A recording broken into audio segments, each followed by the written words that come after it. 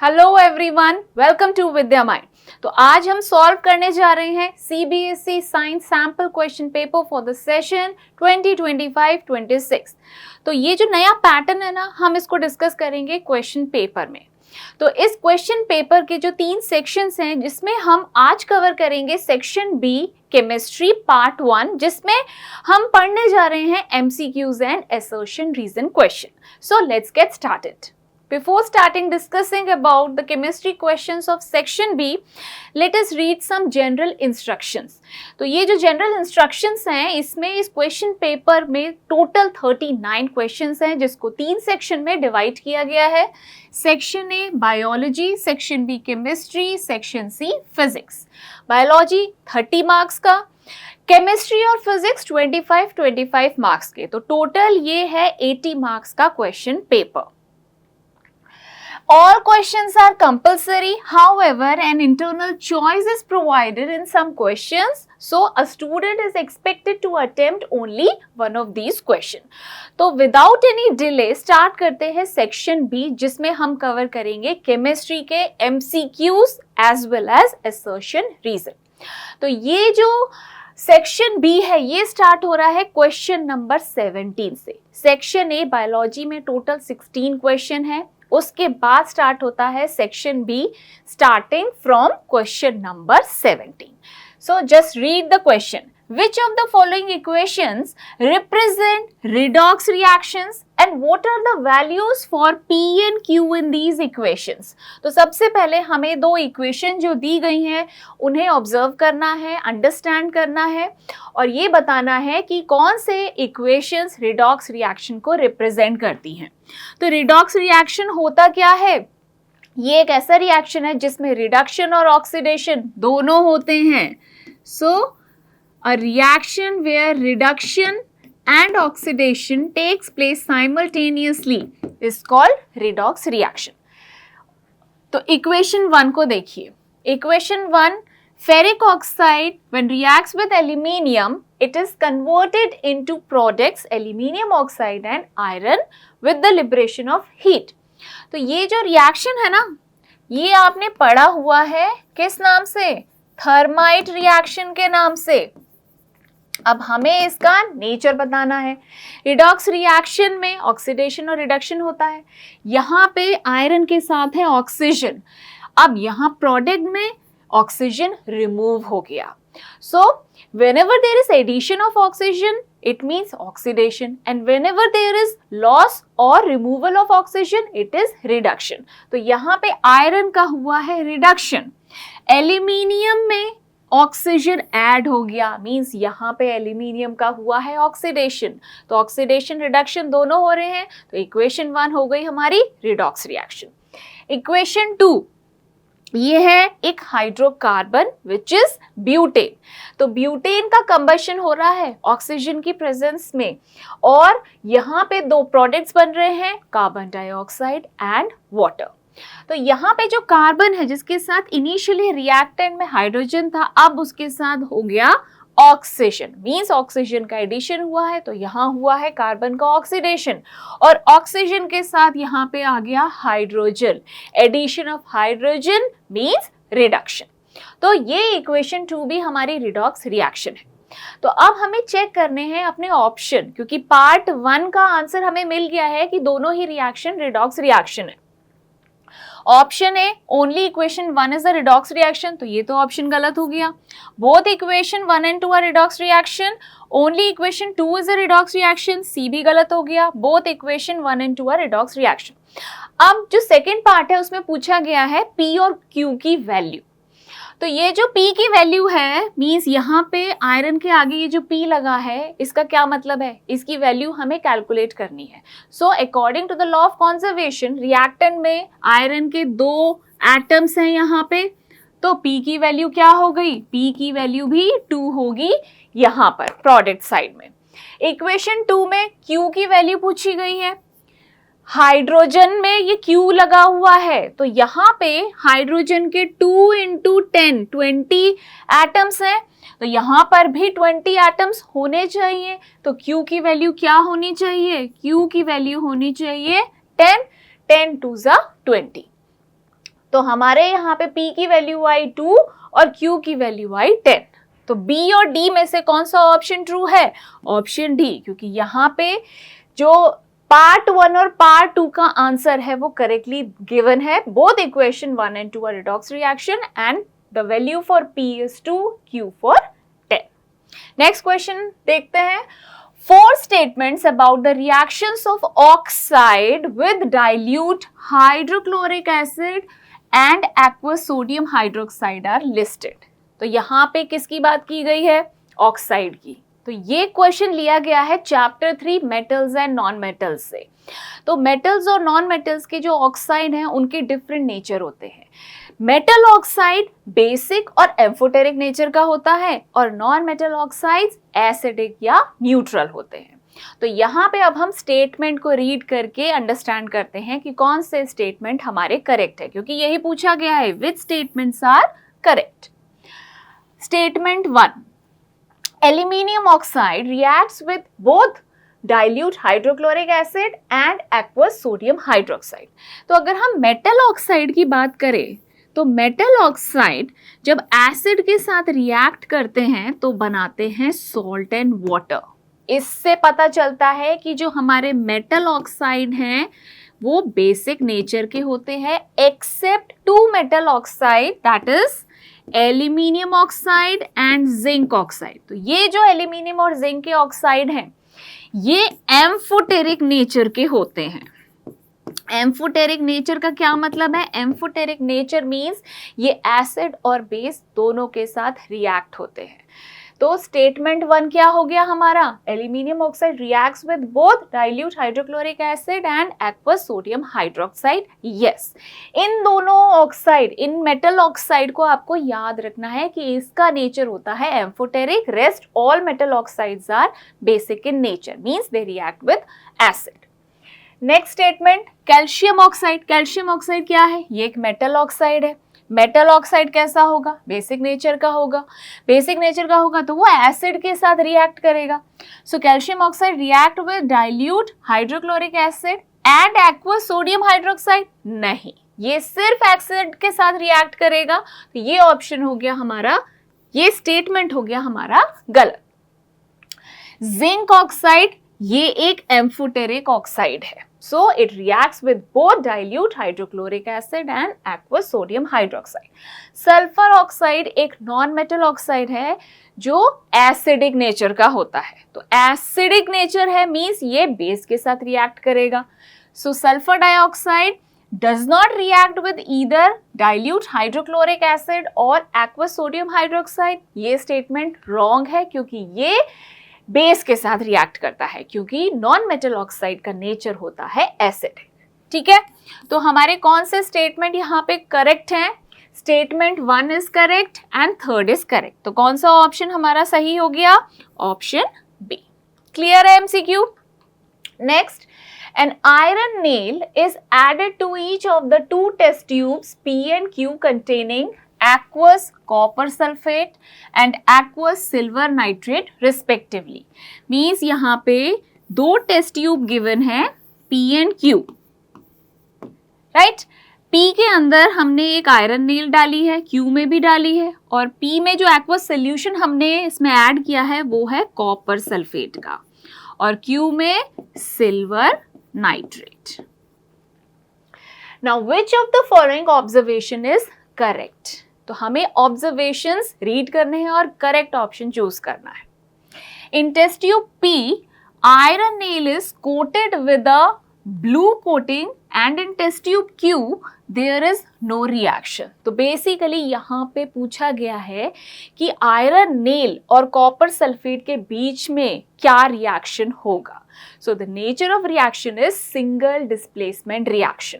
तो अगर हम इस रिएक्शन को यहाँ पे लिखें आयरन प्लस कॉपर सल्फेट, तो यहाँ पे आयरन कॉपर से ज्यादा रिएक्टिव मेटल है, ये कॉपर सल्फेट से कॉपर को डिस्प्लेस कर देगा।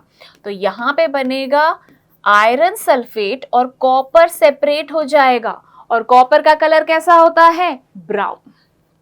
तो यहाँ पे ब्राउन कलर का जो प्रेसिपिटेट है वो आयरन नेल के ऊपर डिपॉजिट हो जाएगा। सेकेंड रिएक्शन अगर आप देखें जो टेस्ट ट्यूब क्यू में हो रहा है, उसमें रिएक्शन हो रहा है आयरन और सिल्वर नाइट्रेट के बीच में। तो यहाँ पे दो प्रोडक्ट्स बनेंगे, कौन से?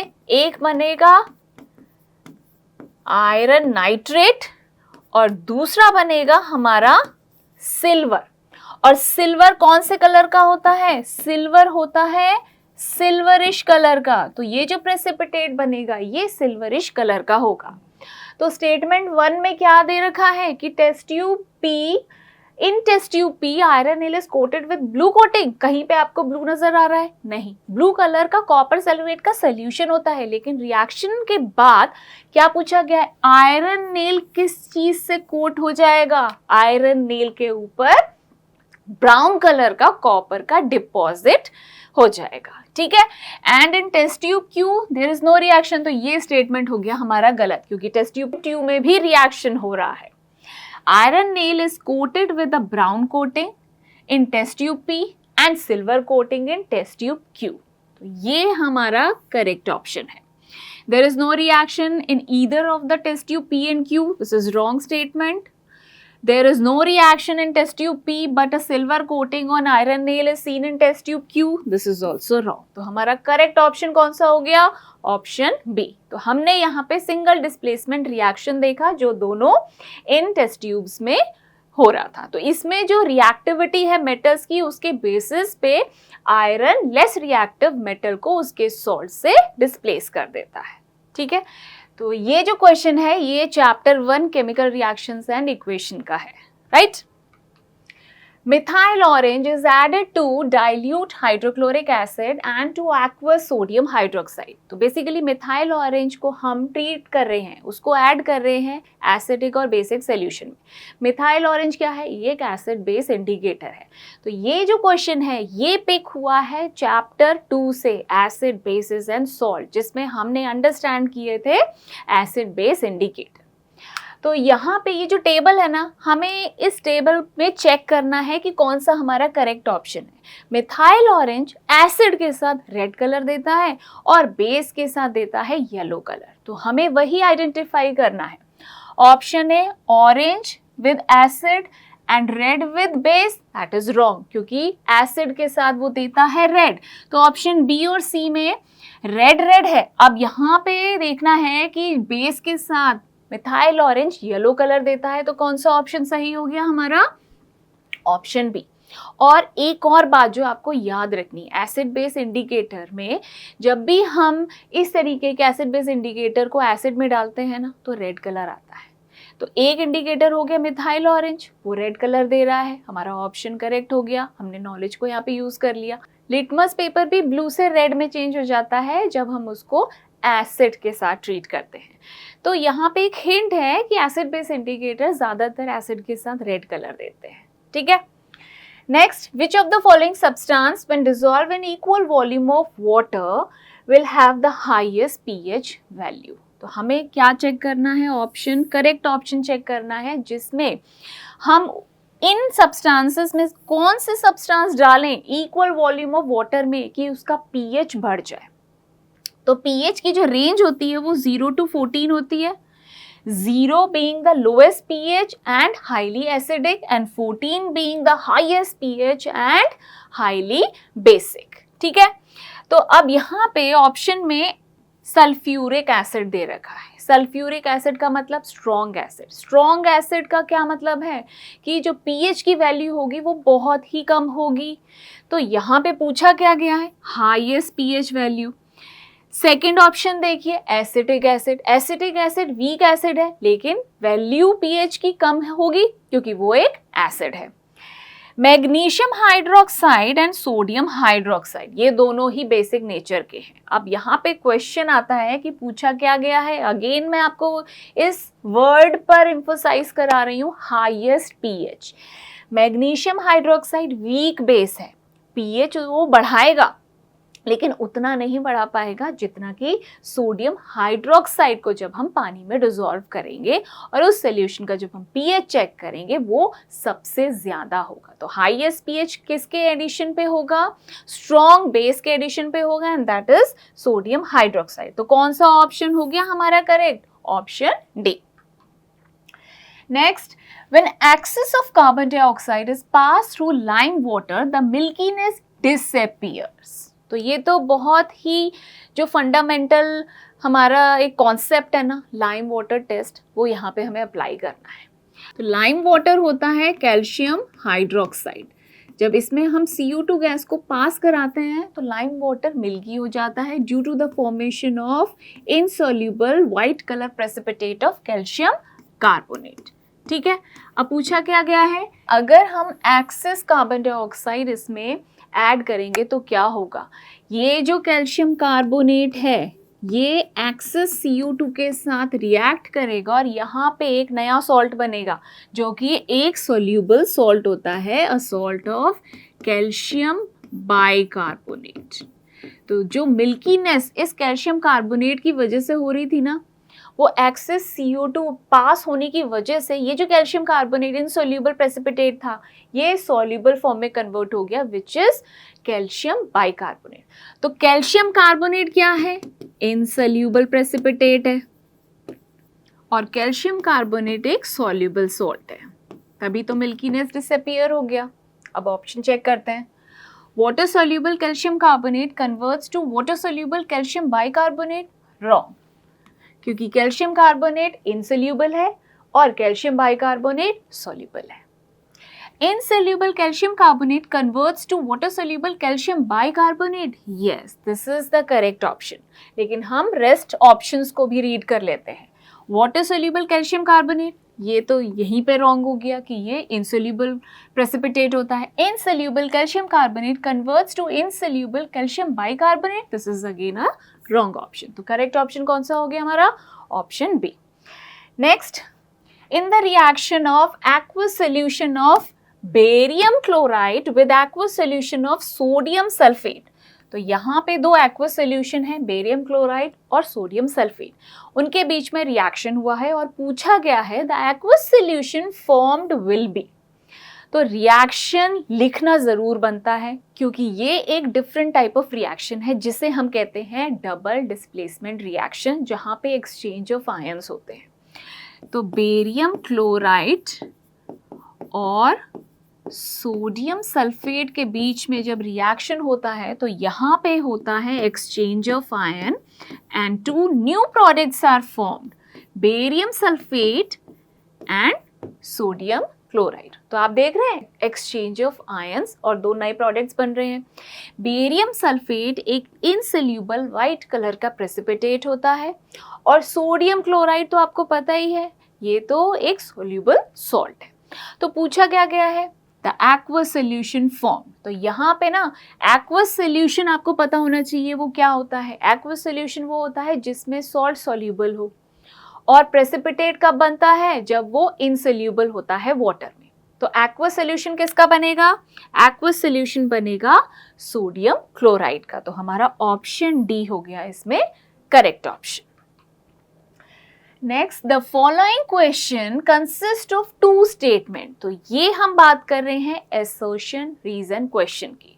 तो हमने 17 से लेकर 23 तक टोटल कितने क्वेश्चन हो गए? 7 क्वेश्चन, 7 MCQ हमने सॉल्व कर लिए सेक्शन बी केमिस्ट्री में। अब इसमें एक असर्शन रीजन क्वेश्चन है जिसको हमें यहाँ पे अंडरस्टैंड करना है। So answer this question by selecting the appropriate options given below. तो ऑप्शन हमें पता है यही होते हैं, both A and R true and R is the correct explanation of A, both A and R are true and R is not the correct explanation of A is true but R is false and A is false but R is true। तो हम statement पढ़ते हैं। assertion, C4H8, C4H6 and C4H10 are members of same homologous series। तो ये है chapter 4 carbon and its compound का एक question. Homologous series को आप कैसे आइडेंटिफाई करेंगे? होमोलोगस सीरीज को आइडेंटिफाई करने के लिए दो चीजें आपको याद करनी है। कौन सी? पहली कि होमोलोगस सीरीज में जो भी हाइड्रोकार्बन्स प्रेजेंट हैं उनके पास सेम फंक्शनल ग्रुप होगा और उनके बीच में जो डिफरेंस होगा वो CH2 का होगा। तो यहाँ पे अगर आप नोटिस करें C4H8 ये क्या है? ये है एक एल्कीन, क्योंकि इसका जनरल फॉर्मूला होता है CnH2n। तो अगर C4 है तो H8 हो गया, तो एल्कीन का हो गया ये एक एल्कीन है। C4H6 क्या है? ये है एक alkyne. And C4H10 which is butane, ये है एक एल्केन। तो तीनों ही डिफरेंट नेचर के हाइड्रोकार्बन्स हैं। तो क्या ये होमोलोगस सीरीज के मेंबर्स हैं? नहीं। होमोलोगस सीरीज होती तो एल्कीन्स के होते मेंबर्स, या एल्काइंस के मेंबर्स होते, या फिर एल्केन्स के मेंबर होते, क्योंकि उनके बीच में अमंग एल्कीन्स, एल्काइंस और एल्केन्स उन मेंबर्स के बीच में होता है डिफरेंस CH2 का। तो हमारा जो असर्शन है वो रॉन्ग है। रीजन देखते हैं। C4H8, C4H6, C3H4, C3H6, C2H4, C2H2, ये जितने भी फॉर्मूला लिखे हैं ना, पूछा गया है ये है unsaturated hydrocarbons. And yes, this is true. ये जितने भी फॉर्मूला हैं आप इनको जब जनरल फॉर्मूला से उसको मैच करेंगे। एल्कीन का जनरल फॉर्मूला मैंने ऑलरेडी लिखा हुआ है, एल्काइन का होता है CnH2n-2। तो ये सारे अनसैचुरेटेड हाइड्रोकार्बन्स हैं। तो हमारा जो रीजन है वो सही है, लेकिन असर्शन रॉन्ग है। तो कौन सा ऑप्शन हमारा करेक्ट हुआ? Assertion is false but reason is true. तो आज हमने केमिस्ट्री सेक्शन बी के पार्ट 1 में MCQ और असर्शन रीजन अंडरस्टैंड किए। And we will keep on discussing some more questions which are 2 marker, 3 marker and 4 marker question in the next session. Till then, keep watching Vidya Mind. Thank you so much.